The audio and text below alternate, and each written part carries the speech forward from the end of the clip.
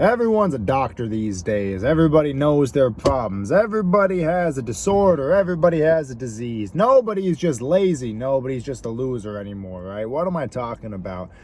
Nowadays, if you are distracted easily, you fucking can't pay attention, you got ADHD, man. Go get that shit diagnosed. Now, you're no longer just a dumbass who can't fucking stare at the teacher for long enough to get the information from him. You have a disorder.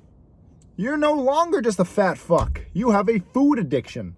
You are no longer just a sad sack chump. You are depressed. Now, why am I saying all this shit, right? Because the way I grew up, man, I was yelled out of having ADHD, right? I fucking could never be focused as a kid. And my dad, rest in peace, used to fucking bark at me until I was focused. Why do you think I'm so fucking laser focused now, right? I never took any meds. I never went to fucking see a psychiatrist. I just got yelled at.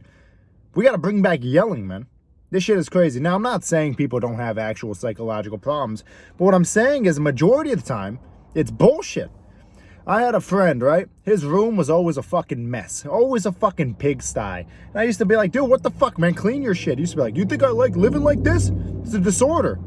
What fucking disorder is that? The not clean disorder? What the fuck kind of bullshit is that? People are just lazy and they gotta blame it on things, right?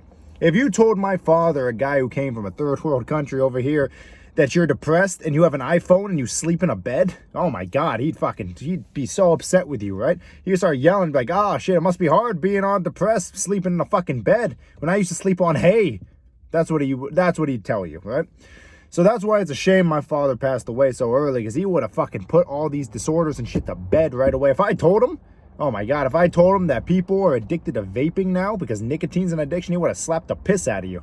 He would have told you, oh, I'm sorry, the addiction puts the nicotine in your body. You don't put it in, right? The person would be like, nah, I vape. Oh, shit, so if you stopped, you wouldn't have the nicotine, right? Well, yeah, there you go, fucking stop. If my dad worked at a rehab center, he'd cure everybody's addiction, dude. All he needs to do is talk to you and then you'll be fine. So that's what I'm saying, because I just see it on the internet and shit. I see people saying there's something called a food addiction. A food addiction? How does that fucking work? You're addicted to food? You're addicted to something that gives you substance?